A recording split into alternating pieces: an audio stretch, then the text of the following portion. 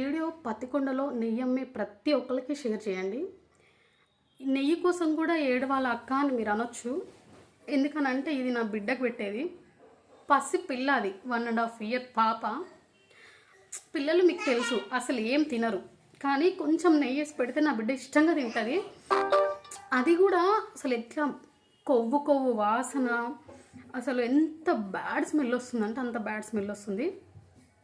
అసలు ఇట్లా చేయడం తప్పండి, దయచేసి అర్థం చేసుకోండి. మీ ఇంట్లో కూడా పసిపిల్లలు ఉంటారా? మీరు కూడా ఇదే పెడతారా? కోకోనట్ ఆయిల్ స్మెల్ వస్తుంది, నీచు వాసన వస్తుంది, అది కొవ్వు కొవ్వు కొవ్వు స్మెల్ వస్తుంది.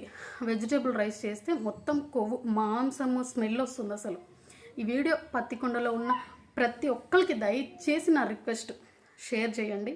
మీరు మంచిది అమ్మి 100-200 ఎక్స్ట్రా తీసుకోండి, కానీ ఇలా కల్తీనే అమ్మితే మాత్రం ఖచ్చితంగా చెప్తున్నాగా మీరు పాడైపోతారు.